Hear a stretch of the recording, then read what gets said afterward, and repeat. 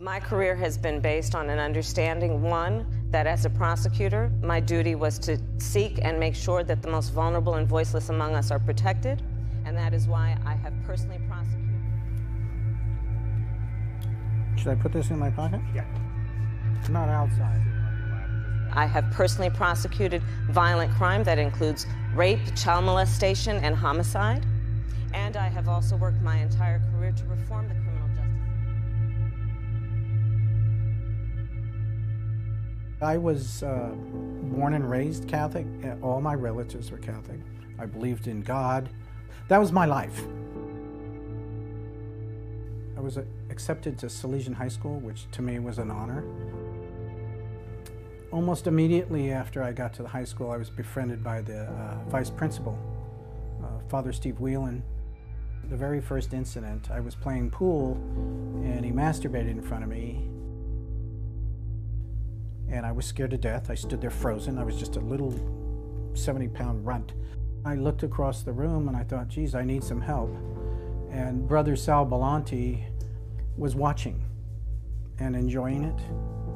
And later I found out he was a serial molester rapist himself. When he got out of the PE to go into the showers, he would watch me. He would make comments about me undressing. Then he started calling me into his office and telling me I was bad in class and what am I going to do for him. And then he would attack me. He would stick his hands down my pants. He would just molest me. And then he would tell me if anything happened, nobody would believe my word against the priest. And I believed him. This escalated. He started getting more violent and more rough. And the very last time he attacked me, he dragged me into the room. I actually blacked out and floated away while he was molesting and raping me.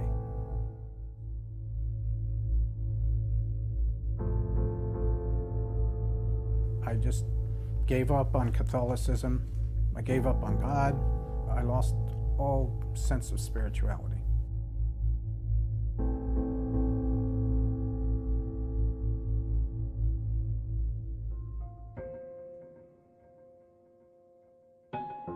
I went with another victim to Terrence Hallinan's office, the DA's office in San Francisco, and we were introduced to Hallinan and another DA's assistant who told us they virtually had all these boxes, about like a room full of files that they had gathered and collected and subpoenaed from the Diocese of San Francisco on all these priests.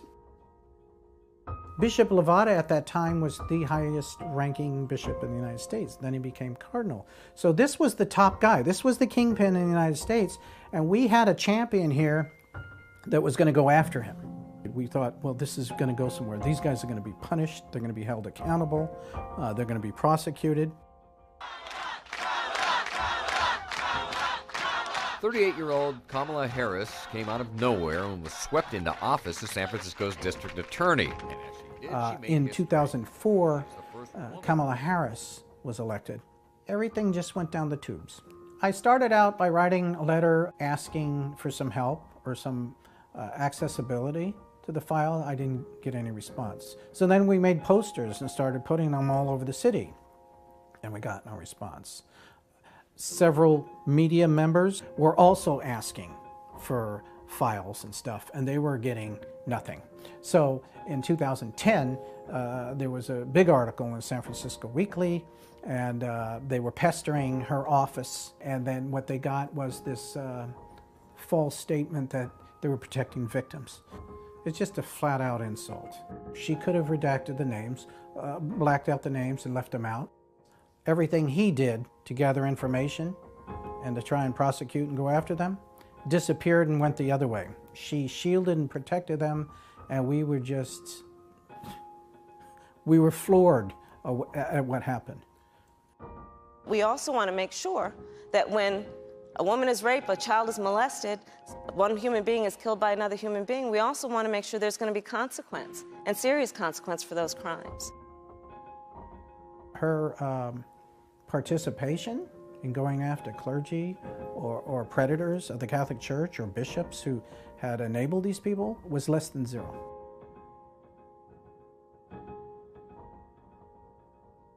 I would like her to produce one clergy abuser or one bishop that she's even tried to prosecute. I'd like to hear it.